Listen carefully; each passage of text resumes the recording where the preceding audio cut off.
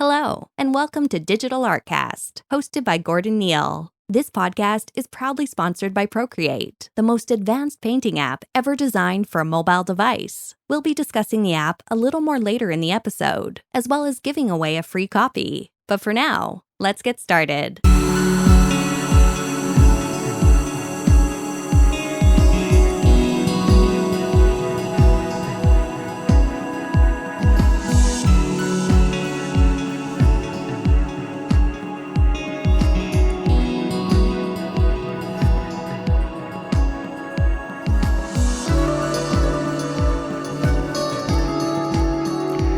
Guys, welcome back to Digital Artcast. Thanks for joining me in another episode. Today we've got another interview lined up with a kind of last minute surprise. Eliza is joining us all the way from California. So say hey, Hello. Eliza. Hey. Now, I'm not going to butcher it, but how do I pronounce your surname? It's Ivanova. Ivanova. Okay, I'll try and remember that as we go through. No worries. And actually, it's Eliza. Eliza. Kind of like my username. Yeah. Right, okay. I know, it's confusing. No, Don't worry. I think it's probably just the English in me that's trying to pronounce Eli, so instead of Lee, so yeah, but yeah, we'll get, okay, Eliza, okay, we've got that sorted. So, awkward out the way, on your interview, we've got the name sorted, so we thought we talked through that before we started the interview, but it's fine, it's okay, we're going with it. Sure. Yeah. Sorry to correct you. Yeah, it's all good. So Eliza, you're joining us all the way from California, and you are currently, I think, I don't know, people won't be able to see it on the podcast, but you are phoning from an office, and is it Pixar offices you're phoning from at the moment? Yeah, it's not my office, it's a conference room. Yeah, conference room. But a conference room in Pixar nonetheless, so yeah, so it's, yay! So Eliza is currently, is currently an animator at Pixar Studios, out in California, which I think for a lot of artists in the industry is one of the big time studios. I mean, between them and like maybe ILM and stuff like that is some of the bigger kind of more achievable places that people want to work in their life. Yeah.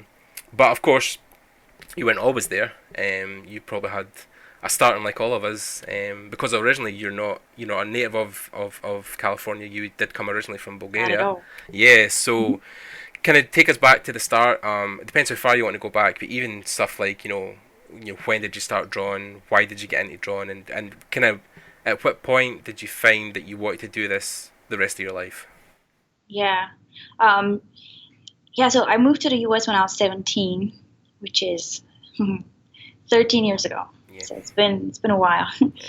And I came here for college straight from Bulgaria after graduating high school. Can you hear me? Yeah. Oh, I can hear you. Yeah. Oh, sorry. That's fine. And I didn't go to art school back in Bulgaria. I studied at the American College of Sofia, which is a satellite American school. So I got a diploma that was legit American. Right. Cool. Meaning like it counted here. Yeah. So I could go to college and not take any community college, which was such a bonus, Yeah.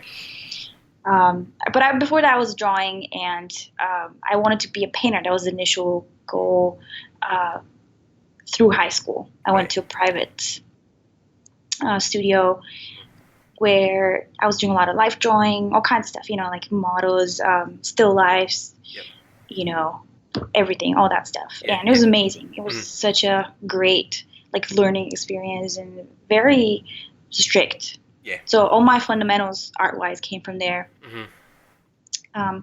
And I wanted to go to the Bulgarian Academy of Art to study and get my degree, as a painter. But, I always wanted to do film and get into film. That's why I think it was kind of the idea was turning in my head. It was just there. Yeah. It's not really coming out until 11th grade when I was like, I can do animation, which is both cinema. There's a lot of drawing, obviously. Yeah. And, at the time I was thinking 2D animation, but that was, obviously there was a lot of 3D already. Yeah. So I was looking into that too. Mm-hmm. I started just researching, animators that I loved and trying to find out where they went to school, how like they came to be where they are. Yeah. I think that's the best way, right? You kind of do your research and start seeing common stuff. One of which was going to CalArts, like a bunch of the CalArts alumni that I loved graduated there, or they went for like a few years. You don't have to necessarily graduate, but definitely there's something about the school.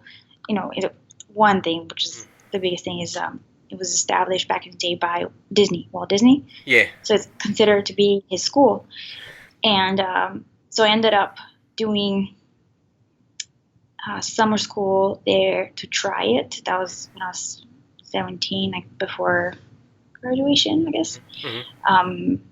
That's how I learned to prepare my portfolio. I was like, okay, so they need a lot of life drawing just to show my skills, like my fundamentals, that I know how to draw a lot of gestures to show that like I kind of understand motion, can draw fast, because that's the biggest requirement, right, for 2D animation. Drawing quickly, yeah. There's a lot of quick stuff and silhouette. You understand all that. Yeah. So I prepared my portfolios, not just for CalArts, for a bunch of schools. Yeah. Is that sent them out. I'm just wondering with the CalArts thing as well. Is that different from Art Center? Are they two different schools? Yes. Yeah. Right, okay. Yeah. So I'm not sure if Art Center has animation. Maybe they do. So you were more trying to move towards animation than just pure drawing or painting, right? Okay. Yeah. Correct. Yeah, I was fixated. Like, I want to be an animator. Whatever it is, there's something to that I want to do. Right. And it'll get me like that one foot in the door in the film industry. Yeah. And to be honest, I think the decision factor definitely was the summer school, because I find out that when you go to a film school, you learn about the entire process of filmmaking. Mm-hmm. It's not just like animation, it's like storyboarding. I took producing classes, right. How to create a budget, packages you can send for grants, for to find sponsorship. So you kind of go through everything, and definitely they have a film school for live action as well, CalArts. So I took a bunch of their classes just because I was just hungry to learn about all that stuff. And that's how I ended up with I made 4 films there, 4 short films each year. There's that's kind of usually the requirement. You don't have to necessarily finish. I don't think there's a penalty for that, but definitely, why not take the time and advantage? Yeah. Just make films. So I made 4 films. My junior film got pretty popular, and I think that's what attracted the attention of some of the Pixar guys. Right. So when they were looking for, they go to schools every year, look for people.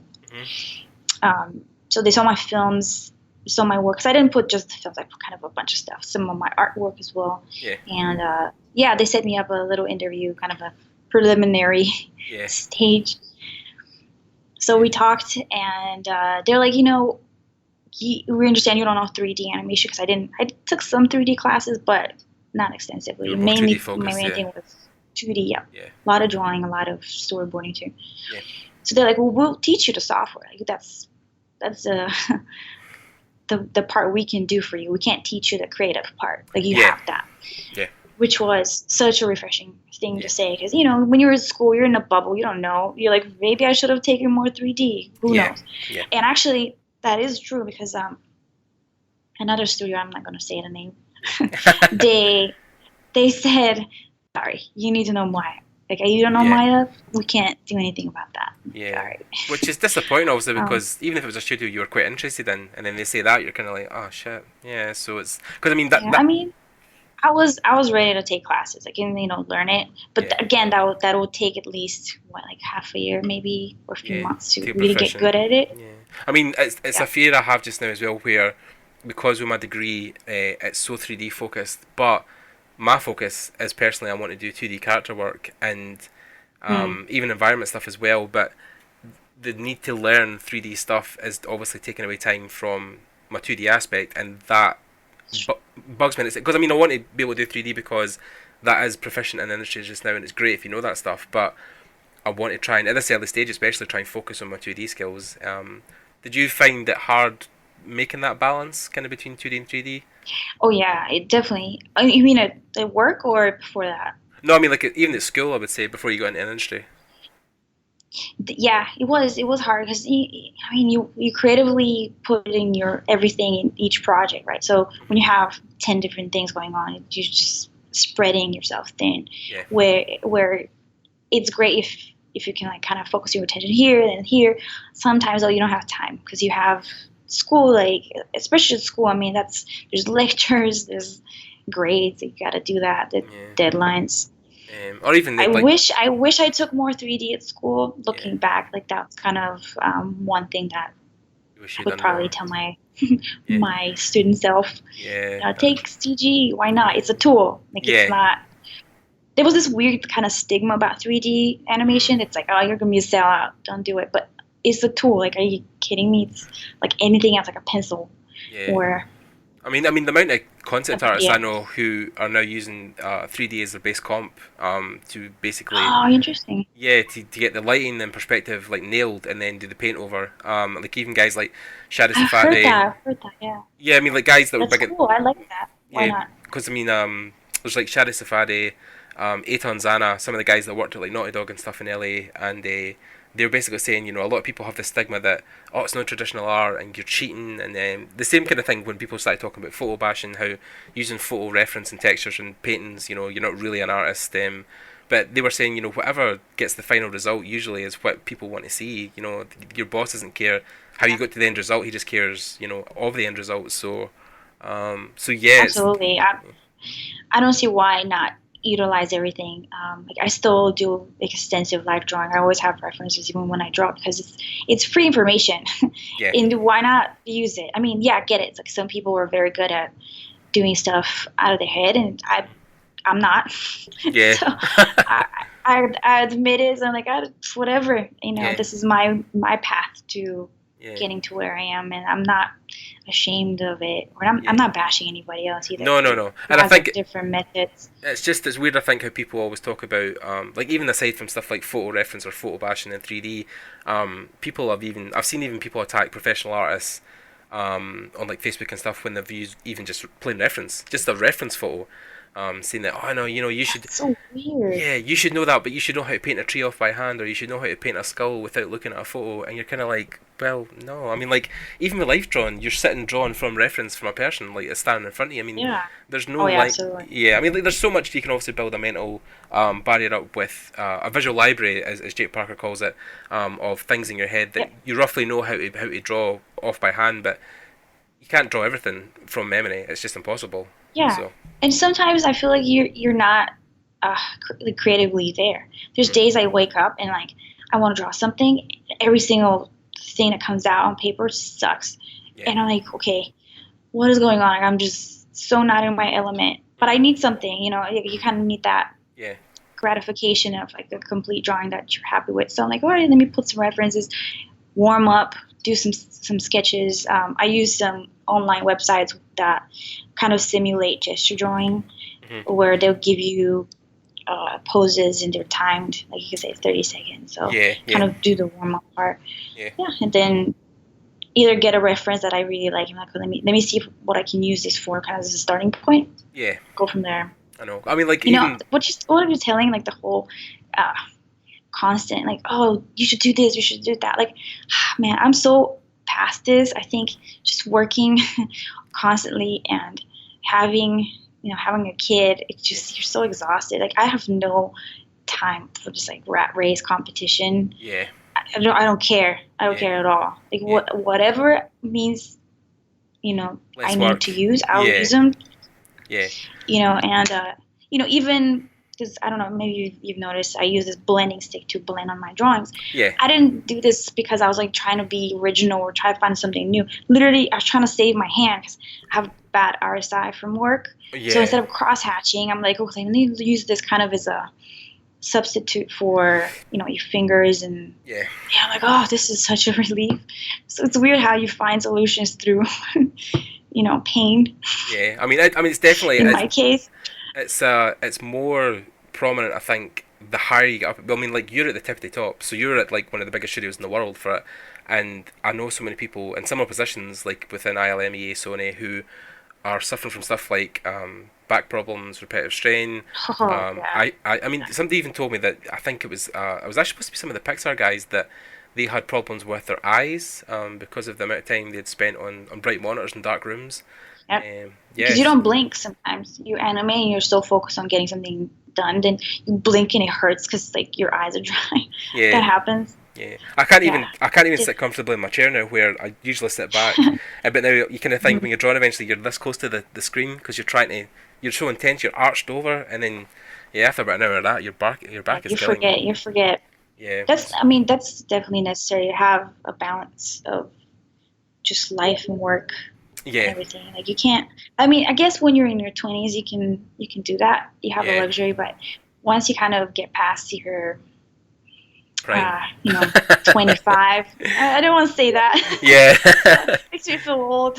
Yeah, I know. Well, like after 25, you kind of start to be like, all right, let me slow down and kind of pace myself and really figure out what I need to do to improve health, my work environment. And actually that really helps creatively because you get unstuck from your routine. Yeah.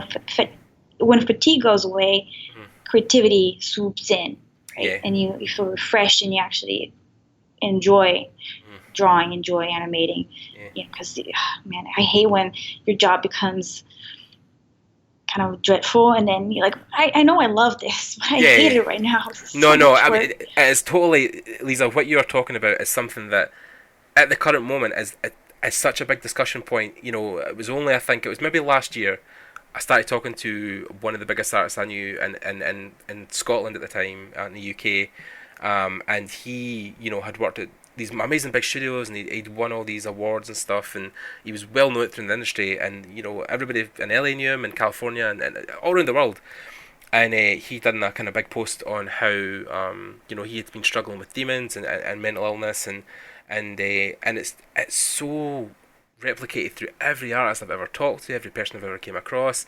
The mental anguish seems to be because I think when you're drawing for fun, when you're doing your book, when you're drawing sketches for fun, or you're playing with your kids, that's the stuff that you enjoy. But when you then have to push that hobby into a career where you work so many hours, and then you obviously have such a strain of deadlines and be able to try and stay creative every single day.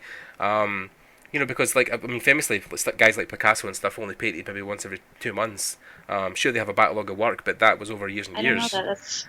Yeah. So he would study to an extent every day, but he only tried to create major pieces every couple of months. But I think it's just because there's such a burnout factor, and especially when you're so high up, it's easier to burn out quicker.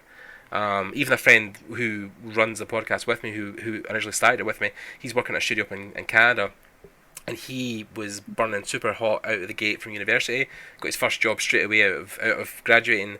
And after a year, in fact, it was our last episode when we spoke with Colin, and he talked about basically how he just burnt out and didn't want to draw, didn't want to be creative, didn't want to do anything else. And he was that's the risk. Yeah, and he was one of the biggest creatives I knew, and he was drawing every day, and his stuff was great, and he was doing so well at the studio, and then all of a sudden he was just done with it. Like they hated it. It was just so empty. I mean, like the tank was dry, and the hell be your origin story. And that's I think the biggest lesson that from my experience is like all that stuff you're talking about. It's okay. Like it's human. Yeah. And it's important to remember that. Like I remember being on the whole like I'm gonna as soon as I finish college, getting my dream job and then murdering that, like this kind of like crazy fast pace. Yeah. It was great. I mean, it actually, knock on wood, it's been great with not, I mean, some ups and downs in there, but for the most part, it's been a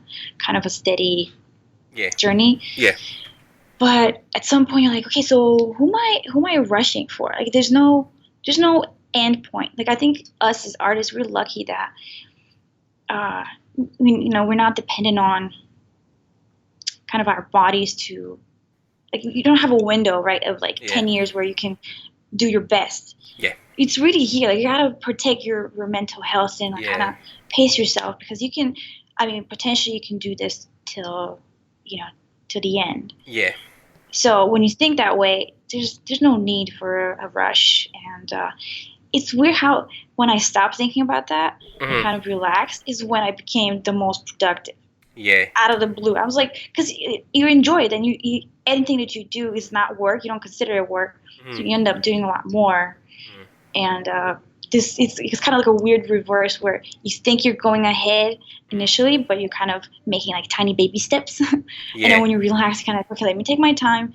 Maybe a few months, I don't do anything. I just kind of get myself together, and all of a sudden you start doing the leaps into your either creative development or career, whatever it is.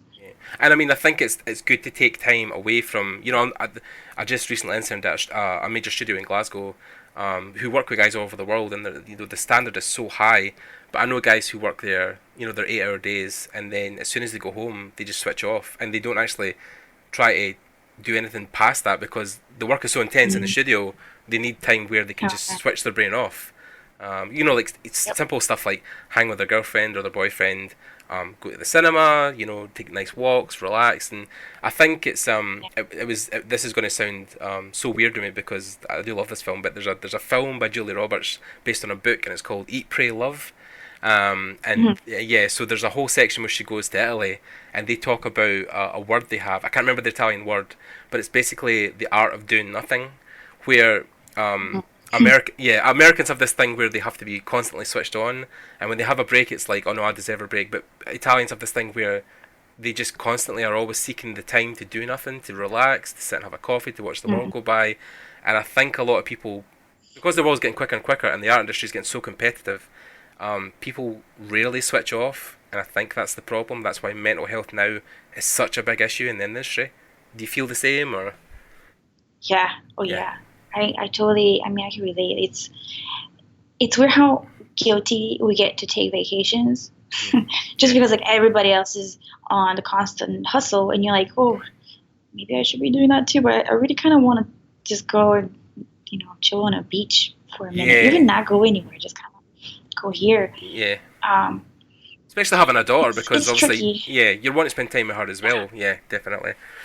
So I mean, she's priority for everything at this point. And actually, that's probably, now that you said it, I think that was a decisive factor for me. I'm like, okay, I'm not gonna do this where it becomes unsustainable. Like I have to make sure that she comes first. She gets all the attention she needs. Yeah, of course. And then everything else I have to just squeeze everything else in that world.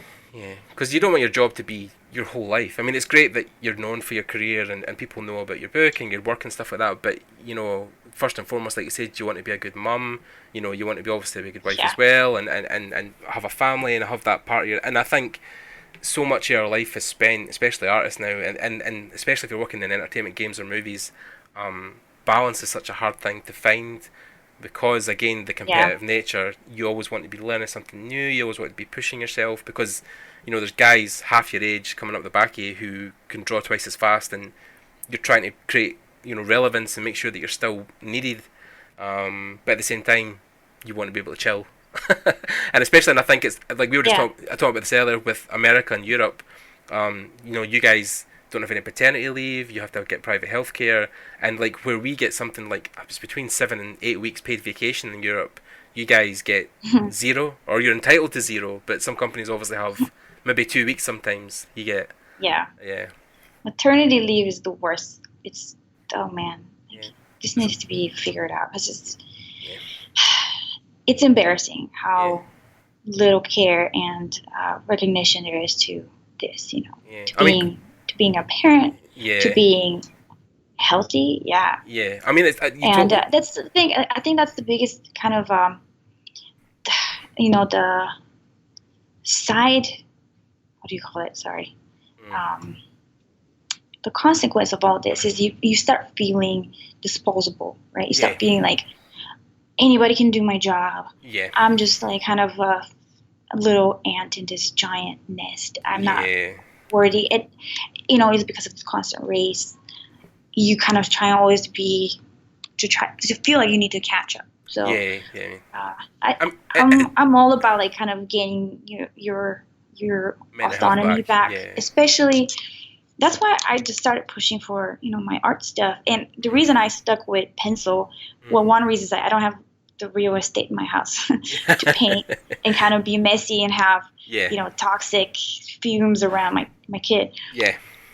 But also, I don't want to be in front of a computer when I get home. So I'm like, anything I can do to be away. So pencil turned out to be a great tool for that. And just still be kind of doing stuff that I care for a lot. Still draw, even though I don't draw for a living. Yeah. And And 5 years later, there's a book coming, which is crazy. Yeah, which is great. And I mean, I think it actually echoes something that I watched the other night, which is Michael Moore, who does a lot of the American documentaries. He just had that latest one, which is Where to Invade Next. And he went across Europe and looked at stuff like their healthcare, their working hours, how their employees treat their workers. And, even in, he went to, I think it was one of the factories in Italy and, and places like Slovenia and Germany where, they get 2 hours for lunch, they get the paid vacation. And then he said, what it is an investment into the culture of our workers where, because they get time to relax, they get good lunches, they get good pay, they get good benefits, they work harder at the job and they also last longer at it, because their health is a priority. And even the paternity leave, I mean, there's only 2 countries in the world that can't afford paternity leave. One of them is, I think, somewhere in Uganda. Another one is America. And whereas across here, I think most people, I can't remember specifically in the UK, but I think it is, you get 6 months full pay, then you get 6 months half pay, or 3 months half pay and then 3 months with nothing. But still, you can take almost a year off with money. That's amazing, yeah. To stay with your kids. So necessary, so necessary. But then you would have had to probably had your kids and then more or less went straight back to work. Yeah, and I'm sure you're still doing stuff around, right? Yeah. It's kind of when there's a trust and care entrusted in you, you feel the necessity to give back and perform even better. Yeah. I mean, that's kind of always the case, right? In any industry, you want to perform at your best. Yeah. It's just it's a weird industry here. Between LA and San Francisco, it's gotten so much faster and more competitive.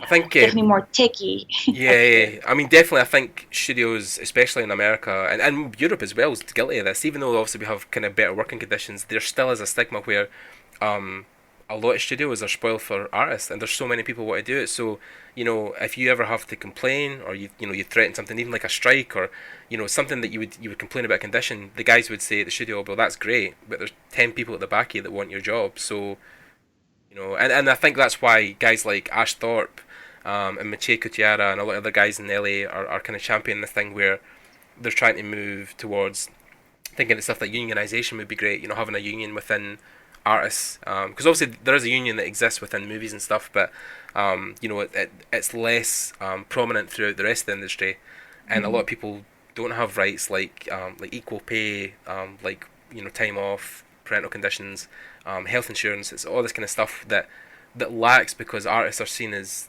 disposable commodities.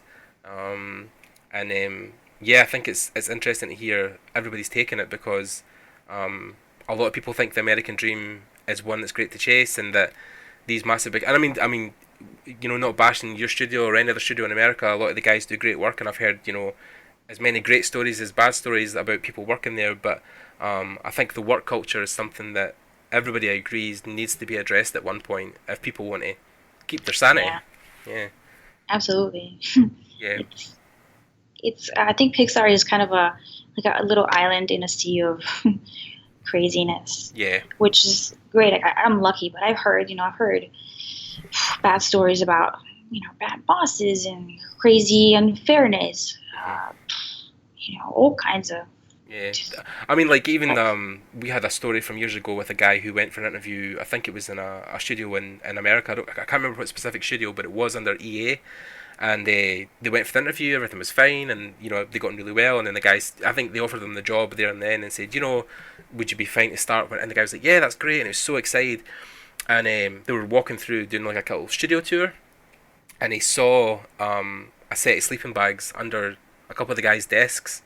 And when he kind of broke away and talked to them and said, "Oh, what were you guys staying over here one night for something?" And he's like, "Oh yeah, that's just there in case we need it, because most nights or most weekends we have to stay here extra hours and don't get paid for it. So rather than go home or commute, we just sleep at the studio. And he was kind of like, oh well, I don't want to work here anymore.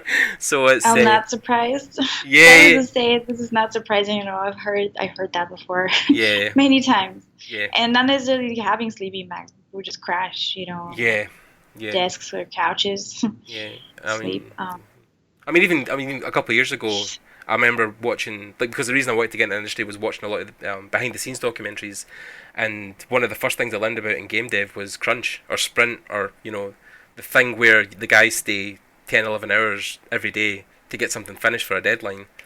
And you'd think even 10 years ago when I was watching those documentaries that stuff would be gone, but it still exists till this day. Oh yeah, it exists this time, and I think we're starting to feel it too, because we changed our kind of a target goal from 1 movie every year to 3 movies every 2 years. Oh, right, wow. Right, so 1 year would be two movies, and man, things are speeding up, which it's making crunch times longer, and it's rough, but again, you gotta pace yourself. Yeah, definitely. If this is, when you think about it, like if this is forever, like can you really do it? It's possible for you, for me. And when I think that way, I'm like, okay, well, that means I have to just plan better when I'm here. Like I really focus on things, get done. Yeah, definitely. And I think it's good to but no, so it's like saying that no, it's fine. But it's good to, like you're saying, the thing with the paper and pencil. It's good to get away and switch your brain off when you come home, because I think that's the problem where a lot of my hobbies used to be sitting in front of a computer playing games because I was a gamer back in the day, and then focusing on a career that involves me sitting in front of a computer. So now I'm always sitting in front of a computer. So it's trying to balance. So that's like, recently I've lost a lot of weight because I started going out cycling. I've started rock climbing, stuff I'd never do years ago. Nice. But now, because my work is so intensive on a computer and a screen, I'm trying to break away from that as much as I can. Even stuff like... Yeah, you need it. I think your body needs it. It's like, get away from that thing. I know. Even just to not be sitting in a chair. But I mean, sometimes I take take my iPad away outside and sketching and painting on, apps and stuff outside. Oh, yeah. Yeah. And speaking about painting outside, we get to talk about Procreate for a couple of minutes because we are sponsored by Procreate. So, if you guys don't know, we're sponsored by Procreate. I'm just going to take a quick moment to talk about our sponsor. So Procreate is an Apple Design award-winning digital painting and illustration solution designed exclusively for iOS. Procreate allows you to create professional-grade artworks wherever you are, with an advanced dual-texture brush engine, a robust layering system, and groundbreaking canvas resolutions, all for $5.99, and that's UK. You can find Procreate through the App Store on your iPad or at procreate.art. So Lisa, you've used Procreate briefly. You were saying it was super intuitive. I think was what you were saying. Were the words? Yeah. Yeah. I love it because that's exactly what it is. The closest thing I've ever kind of encountered to drawing, and just being outside is such a bonus. Yeah. Anything that just breaks away from like the whole desk, chair, monitor from whatever this distance is scenario is a blessing. Yeah. And I love it. Yeah, I've tried. I'm kind of obsessed with watching tutorials right now. Yeah. Not tutorials. Sorry. What do you call it? Streams or streams, and a lot of like the speed paintings.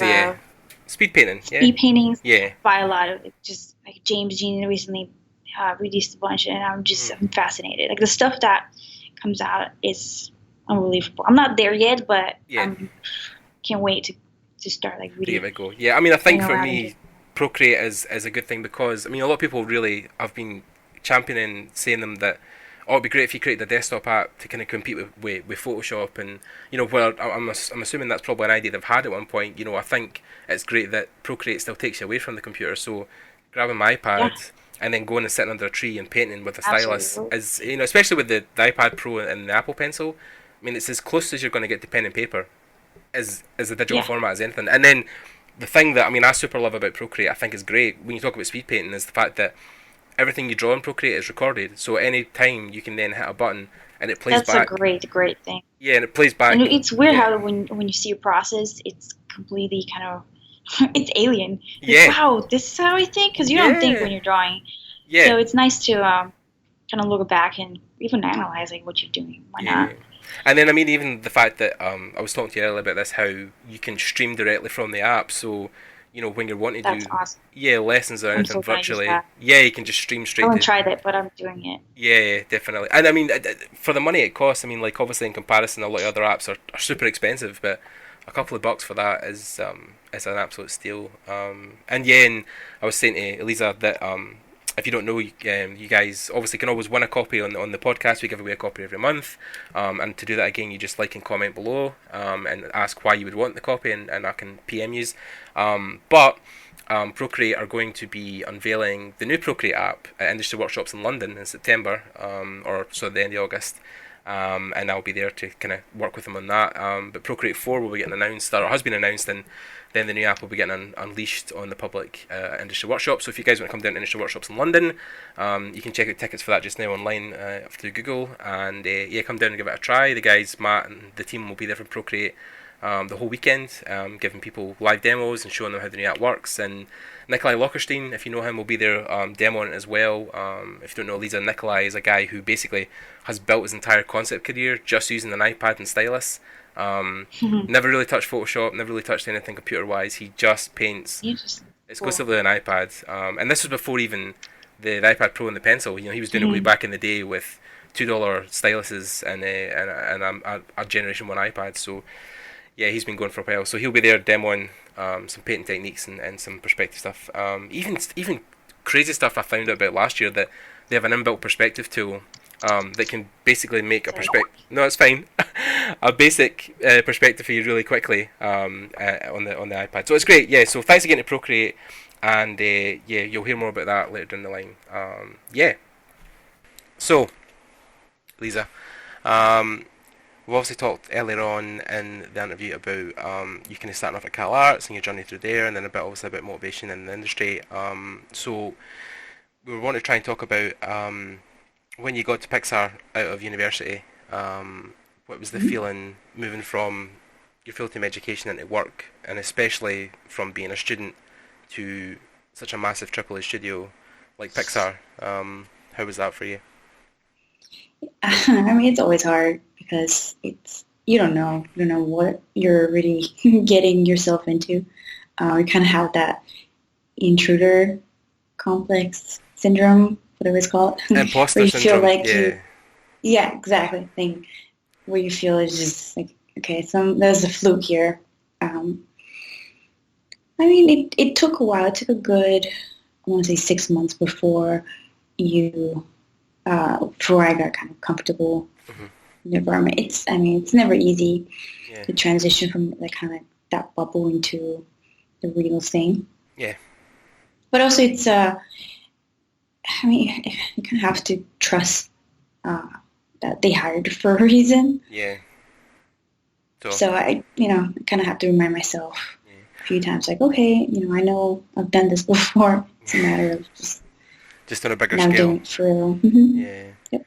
So, I mean, obviously, your first intro into the company was one of their major motion pictures, which was Cars 2, I think. Mm-hmm. So what primarily at that level were you working on for the movie? Was it any kind of main props or cars or environments, or what were you doing at the time? I started doing promo stuff, like little clips for promo. Which is great because they're kind of like isolated shots that you do. Yeah. And since they're not part of the official movie, I don't get the pressure of like finish something and then, it definitely ends up somewhere, some kind of screen. Yeah. It's just kind of like a mental distance from like, okay, I'm not really working on the movie. So they gave me a few shots there. I did some promo stuff. And then slowly, I was eased into the actual movie where I did, first I started doing some crowd stuff. I was doing fixes on different shots. If something either broken or unfinished because the animator ran out, I would finish it. and either polish it or reanimate, whatever needs to be done. Yes. So that was kind of my first pass, was fixing crowds. Mm-hmm. I mean, you doing that? It's kind of like support. Yeah, were you doing that primarily in Maya or any Autodesk software, or what were you guys using to animate at the time, or what were you using? Well, Pixar has their own software. Oh, right. It's proprietary. Right. So you actually can't really learn it outside of the right, company. Okay. Yeah, it's interesting. Which is I think it's based on Maya, but like 20 years ago. Yeah. So it's completely changed. So some stuff overlap. For the most part, though, there's a huge support team here that caters towards the animators. Like they would, if we need something, they would build it in person, which is amazing. Right. To me, it's just so freeing. So there's always new ideas, new tools coming out. So it's exciting to kind of test it out, learn stuff. Especially since probably you started on Cars all those years ago, which I think was 2011, something like that. And then obviously the stuff they're doing now, even with we all know Toy Story 4's in the works, but the technology now, because I think even if you compare to what you guys will probably produce eventually with Toy Story 4 and what the first Toy Story looks like, that's crazy. Because going back looking even at the first Toy Story the other day, because it was on terrestrial TV, and I just kind of had it on, and you do look at the animations in the 3D quality, and you're kind of thinking to yourself, yeah, we have gone on quite a bit, even in 5 years. Like a lot has changed there, so. Yeah, and it's weird how when you see the movie for the first time, you never have that impression. You're always like, oh my god, this is cutting edge, and then 5 years pass, you're like, this can be so much better. Because I think our eyes are refined, and we see so many movies. So that's one thing I keep telling people in general is don't underestimate the audience. I feel like as filmmakers, sometimes it's easy, like, either this joke is going to work because, people like that kind of stuff. Yeah. Or, they will notice this or that. Like, people notice, and people know when something's good. That's why it's very important to keep pushing quality. Yeah. I mean, and I think that's the good thing about Pixar, where I don't think they've ever tried to treat their audience as, I wouldn't say dumb, but as thinking that they were lowbrow, they wouldn't get a lot of the jokes, or they wouldn't find the stuff entertaining. I think it's always been a good thing that they've treated their audience as intellectual, or kind of an audience that would appreciate a lot of the artwork they're doing, especially because Pixar now puts out such high quality stuff. I think they set the bar for the whole industry, especially when it comes to even 3D motion graphics and cinematography. Because obviously a lot of people initially, the whole pitch when your founder at the time, John, had actually pitched it to Disney, and in other studios, he was talking about the 3D technology that can make cartoons and it can make it more involving, and people are always like, I don't think kids would be into that, I don't think it's going to be bankable, and then, just a mere 17 years later. Doesn't that always backfire? Yeah. As soon as you say that, it's kind of like, exactly the opposite is going to happen. Yeah, pretty much. I have no idea how people always assume like, it's not going to work. Like, try it. Why not? Yeah. I mean, I get it with like big budget stuff. It's hard to take risks, but sometimes you kind of have to trust the audience and trust your product. And really kind of, even if it's something weird, if you kind of have like the gut feeling that it's going to work. That's usually a good sign to me, at least. Definitely. And then would you say, like, between obviously, like, say your first project, I mean, you worked in your student films, that's one thing, you used your programs at the time, then you worked in Cars, which was the big motion picture at the time, and then, what was the latest one that was published, that was released, that you worked on? Wasn't it Brave, was something after that? The latest one is The Good Dinosaur. Right, yeah. That's the last one. So I skipped both Cars 3 and Dory. Right. I didn't work on them. Right. Oh, but I think you did some work on Inside Out as well, didn't you? Yeah. Yeah. Mm-hmm. Yeah. I did. So, I mean, what would you find, or would you say is a comparison between, like, your first project at Pixar and your latest one? I mean, probably not even just the technology, but even the culture and the studio. Have you found it's changed with the industry? I mean, is it affected, like you said, it's in its own bubble in the Bay Area, but do you find that the games and movies industry still has an influence on it, or do you guys kind of stick to, like, your own mentality within the campus. Yeah. Well, when you think about it, like each movie, it takes about 5 years to be made, right? Yeah. So actually, by the time Inside Out comes out, that was the idea was conceived like 5 years ago. Behind you. So in a way, it feels like, you come out with a movie and it feels fresh to you. Yeah. But to us, like we've been working like crazy. Yeah, and so long time. So I can see. I mean, definitely the software has improved. Like things. It's funny. Like we always get more like space on the servers on the farms, and to render our movies faster. But it's never fast enough. I think because our own movies get more complex. Lighting gets more complex. Rendering, sim, everything, effects, of course. And from animation standpoint, it depends on the director, to be honest. If the director usually kind of dictates the environment of the film and how the synergy goes between everybody. Yeah. I was lucky to be on both like The Good Dino and Inside Out with like amazing directors. They're both they've worked in animation. They've been animators before, so kind of they have that animator mentality, and you get great notes. You were very much trusted, like you would. They would be like, "Okay, just go, just try ideas, try this, try that," which is very empowering, And that's the big, I think, difference between the last project I worked on in the beginning. The beginning, you're kind of, you have to do what your leads tell you because you don't really know much and you haven't developed like an eye for the final refined work. Where in the end, it's a lot more responsibility on my end, but that's the fun part because then I get to try stuff and really kind of like I feel like I'm appreciated and it's great. Work. Yeah. And it's a lot more work. It's stress. But you're getting to lead the charge more than you did when you were coming off as a student. So I mean, would you find that as well that again within the studio since you started 7 years ago, has the culture shifted work-wise? I mean, do you guys find that I'm trying to think of the specifics of how to answer this question, but even stuff like, do you get good feedback? Are you motivated to keep learning? Oh, that's interesting. Yeah. You know what? One thing is we don't really have much time just because of the schedules and stuff. As I told you, we're doing instead of one movie per year, 3 movies every 2 years, which means like our schedules have gotten tighter. Yeah. So unfortunately, we don't have much room for like just experimentation anymore. It used to be more before. Sometimes we do. It really depends on kind of again the movie. How far we are with story, how much is locked. But now we have to do things a little bit faster, and it's just adjusting to that new pace.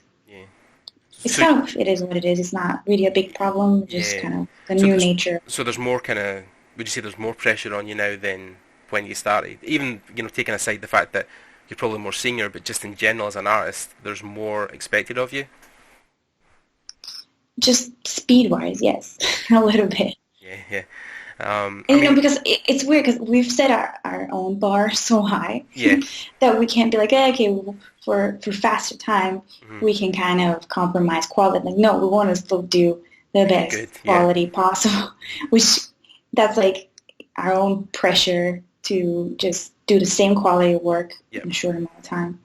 And then when you're working kind of day to day, what is your kind of 9 to 5, even, I mean, not talking specific at the moment because you might be working under stuff that's under NDA, but mostly, and maybe even the last year, what has been your daily routine or your weekly routine? Are you kind of coming in 9 to 5 animating most of the day? Yeah. I'm given shots, and usually those are briefed like a week in advance. Well, so they're briefed, and then I have a week or two, depends on how long the shots are, to kind of block and do some IP stuff, get notes, and then there's a few more weeks to like finish the shots and polish them so they're the best quality. But yeah, it's like you come in, you get your coffee, sit down. That's kind of the routine. I try to do stuff at lunchtime, like either go to the gym or go to gesture drawing. Yeah. That usually just, kind of when you break from routine, it's such a refreshing feeling. Yeah. Oh, that's awesome. I mean, and then so you do like zone out and kind of into get the stuck. zone. So you're primarily just doing animation. So you're not. Are you working on anything UV texture wise, any kind of final output, or is it just purely animation? Yeah, it's just purely animation. Cool. There's amazing people that do the other stuff. I can't even. Yeah. I don't even want to try. I mean, I just finished my third year project back in July, May, and I made a small corridor in 3D in Maya, and I textured it using Substance and UV'd it and stuff. And I mean, the end result was really good. I'll have to send it to you. Yeah, it was going through the whole shebang, like building everything and then UVing and then texture and lighting. Oh my god, it was a lot. So, and so, what is your typical work week hours like? Because I mean, well, say in Europe, we tend to work between 35 and 40 hours a week. Is that standard for you guys? Yeah, that's the standard usually. It depends. Like once we kind of hit crunch time, we do overtime and some weekends. Yeah. So you can get to 50 hours sometimes, but that's always expected. Yeah, definitely. And then even when we know we're doing a good job and pace ourselves, like you always end up doing overtime. Yeah. Because you want the studio to do well as well, because you want to be proud of your work. It's just an artist thing, yeah, definitely. And yeah, kind of, we internally like become a little bit competitive, like, oh, so-and-so did this shot, it's like so good now, like let's try this mouth shape, let's try this expression on this character. Yeah. So even within the movie, our aesthetic kind of evolves as we go. Yeah, definitely. And then, I mean, that's probably why, like you're obviously working on the projects you're working on is great because, well, hey, it's Pixar, it's this big massive company, it's got this big legion behind it.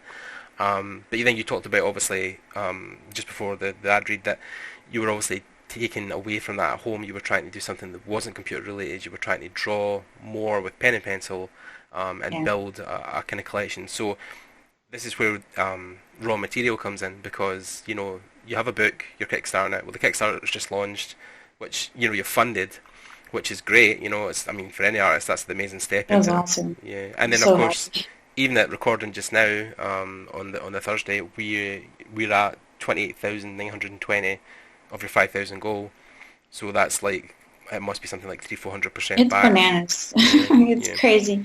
Yeah. I'm super happy because now the book has become, the possibilities now are endless. We can do so much, and like quality will be better just because now we can print more books for less money. Yeah. So we can afford, fancy stuff. Yeah. But yeah, that's exactly as you said. Like that was my escape from the computer. Yeah.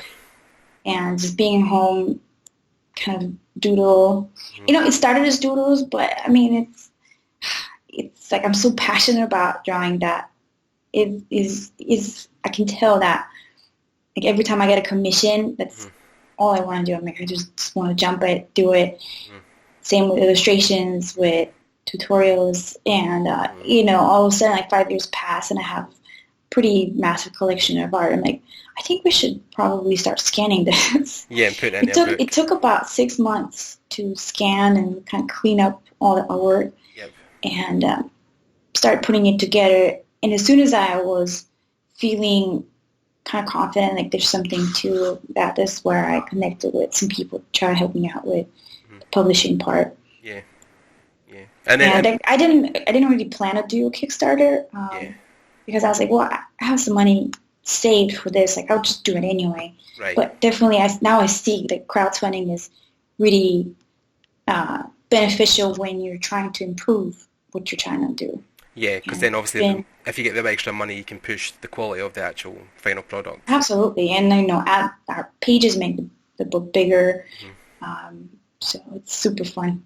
So, I mean, for people who don't know what raw material is, because obviously we're talking about it back and forward, and we've kind of discussed it, and I know because being an artist, people have linked it to me, I've seen it before I met you, before we started talking, but for people out there who are listening in the audience who, this is their first introduction to you, this is the first introduction to your Kickstarter, what is raw material, what are you aiming to do with it, and where can they help find or fund it on the internet? Well, I call it raw material because I don't erase anymore. I just kind of want to explore the whole idea. Like, let me just keep drawing and just layer stuff on top of drawings. Yeah. Because there's something to that I'm missing when I do digital work. Some people are great. I can't do it yet. Yeah. But maybe Procreate will help me get there. It's so there's this weird magic about pencil and graphite into the texture that you get. So I just started doing that and more, get more messy stuff and just keep it raw. That's why I call it raw material. Like just no editing, barely any erasing, any whatever you see on the paper. That's what's going to end up on the book. Which is a technique from one of the biggest artists out there, Scott Robertson. He's an advocate of never erasing. So yeah. Yeah, I love it. It's for some reason that's the way I think and kind of find logic in this like chaos of lines, and a lot of times personality comes out from imperfections, and it's weird how this mentality now I'm trying to apply to animation as well. Where I'm trying not to make every single arc perfect. Sometimes human behavior is glitchy, it's twitchy. There's like the subtleties that we can add, and all of a sudden you can feel it, like you don't really see or realize what you're seeing. So it's like a back and forth process between my drawing and my animation. But yeah, definitely. So that's kind of what the book is. It's a collection of sketches from a bunch of sketchbooks, some loose leaf stuff I've done for galleries or for companies. Yeah. It's pretty big. It's like 160 pages. It actually might get, the deluxe version we're doing, it's 180 something. Right. My feeling is going to get bigger, probably like 200. It's kind of growing arms and legs at this point. It's just kind of reaching out. Yeah. So that's where people can help. Yeah. So that's just on Kickstarter, and then it's just, I take it with I'll post the URL below for anybody who wants to back the project. I would advise you do, because it's going to be, I think, it'll probably be quite a limited run. I'd imagine once you took the initial backers and printed and shipped out, I would imagine you would be planning to do too many more prints or runs of it. Would it just be kind of limited to the people who back the Kickstarter? Yeah. I mean, we'll see how we can do it, but there's several different types of book that we're doing. There's soft cover, hardcover, the deluxe one. So I know once we kind of start doing the different versions, that's where the funds will go. Yeah, towards the stretch goals. Yeah, great. So I mean, check out the Kickstarter below. I'll leave the link and any other information that Lisa gives me about backing the project. And then that should be it really. The best of luck to the Kickstarter, and I hope it does well. I mean, it's already backed, but again, it's great to see it just continuing to grow, because I think even since yesterday, I think it's something like another 20 backers have came on even in one day. So it's maddening. I appreciate it. I mean, to be honest, like everybody reposting it's usually when things start to grow, just because everybody has their own audience, and I just appreciate that. Like, just exposing this product to more people who might be interested in it is super helpful. That's why I thank you as well for showing interest in talking about the book. Yeah, definitely. I mean, it's always great to get a creator on, especially someone who's at the top of your game, especially working for Pixar. And the history you've had, and then I know the book at the time was shared to me through a common friend. I think it's Spiridon, who'd shared it, and he's working on his own version of the book just now for events, but. So it was great to just see the project, and I didn't know who you were at the time, but watching the Kickstarter video, I was like, oh, this seems really, because I'm a huge advocate. You can't really see it just now, but my bookcase to the left of me, I'm a huge advocate of art books. That's basically how I got into the industry. I used to collect video games back in the day. Awesome. So I used to collect the art books that came in, because the art book thing it only started about 5 or 6 years ago, when the industry really started to make concept artists, because concept artists have never really existed for a long time. And I think one of you're right. It's like a boom now, which is amazing. I'll encourage everybody who's got a bunch of could just laying around, just make a book. Yeah, definitely. Because I think I was saying that Amazing. I think one of the first ones I ever got personally was the Art of Skyrim book from the guys at Bethesda. And wow, yeah, flicking through that, it definitely opened my eyes to, I was like, oh shit, you can paint dragons and mountains and stuff and get paid to do it. Like, I never knew this job existed, and which is, I think, a similar story for a lot of people. Yeah.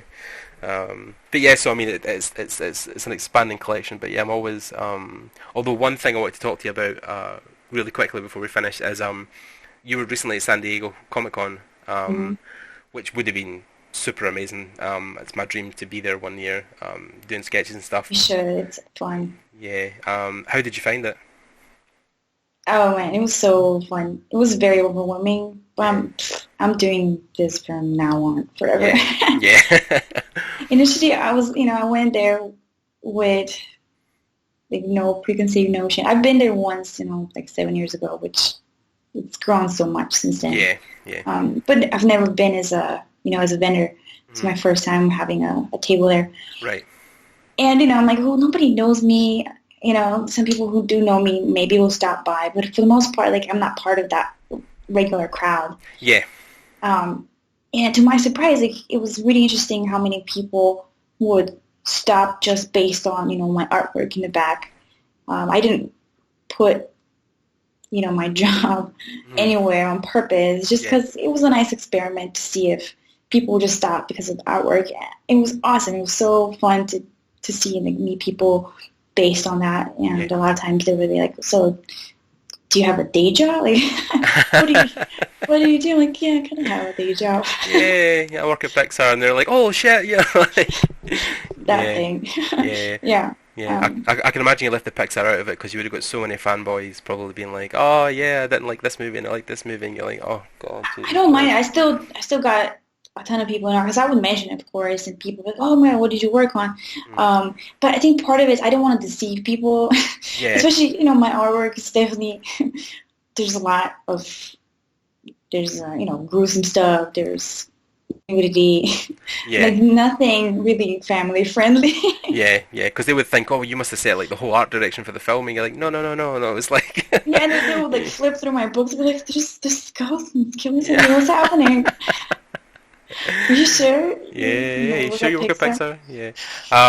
Because it's weird because one of my friends, Matt Gazer, who lives in the Bay Area, I'll need to connect you guys, but he's at DreamWorks and ILM, and when he launched his book recently, I can remember, oh god, that's terrible, I should know the name of Matt's book, but anyway, Matt just launched his own book, and it's amazing. It's Fantastical by Matt Gazer, and he actually started going around cons to promote it, and since he started doing that, he's been like, constantly at every convention in the Bay Area because he's like, I love it. I just love meeting people. I love getting to do commissions and speaking to people one-on-one. But that's the best part, is like that human connection. Oh, yeah. Because online is so hard. It's really quiet. I mean, Instagram to me is great for that because it's the most social one that I've encountered, both Instagram and Facebook. Yeah, but even that is not enough. Like, you definitely want to talk to people. Because it's weird as well because so many people I've talked to in this industry who are now concept artists or going towards that direction of the industry, nearly everyone I've interviewed has always talked about how they wanted to start in comic books, which is like universal, because even when I started and I left my job 5 years ago, it wasn't as much concept. I did initially have a spell where I was like, I want to go draw for Marvel or DC and do like Batman, Spider-Man. And that's how I got into figure drawing and drawing superheroes and stuff. So, and I've done cons for the last couple of years as well, and I've always found it rewarding doing sketches and stuff. So, and final question before we wrap up. You met someone at San Diego Comic Con who is like one of my personal heroes, Kim. Same. Yeah. That was nuts. Yeah. So for people who don't know, so crazy. I was shaking. I was like this the entire time. People don't know, Eliza met up with Kim Jong-ji, who is the South Korean artist who we all know is ridiculous. Like, the guy draws 3D perspective from his brain. He's a genius, yeah. But then you actually look at his history and he talks about how he has like cupboards full of sketchbooks where he basically has sat for the last, like underground, has sat for the last 5 years and sketched every day for 6 hours, like maybe even more every day. And people always say, how do I get in the industry? How do I get my stuff noted? Exactly that. You have to work your ass off To the point, Yes. I mean, one of my drum teachers years ago, this was going way back, always said something to me which was, stick until you stick out, and there's nothing more true about this industry. So yeah, it was. So how was it to meet? Was it incredible or? Oh man, it was surreal, yes. And his booth was kind of around the corner, so I would always go there. There's always people watching him go. But no, he was so preoccupied with drawing, so I was just kind of being a quiet fangirl in the back. Yeah, yeah. No, that's awesome. No, but at some point I introduced myself, and that's when he told his translator something, and they're like, "Oh, he really likes your drawings." And he's like, "What?" Yeah. Oh my God. Yeah. Yeah. He knows my stuff. It was really cool. Senpai noticed me. Very cool. Yeah. So exactly. I had my kind of moment of freak out. Yeah. Freak out. Exactly. It was so fun. Okay, Lisa. Well, you need to go back to work. But just again to say thank you for taking the time to speak to us. Yeah, it's been an absolute honour. And we'll need to try and get you back on at one point later down the line. Do it. Yeah, definitely. For anybody who's want to connect with you, how can they find your stuff? Where's the best place to get a hold of you? I think Instagram is the easiest way, and Facebook. Right. Feel free to post links. Right. Okay. Yeah, I'll put all the links down below in the description. Awesome. Yeah, definitely. And yeah, that's pretty much it, guys.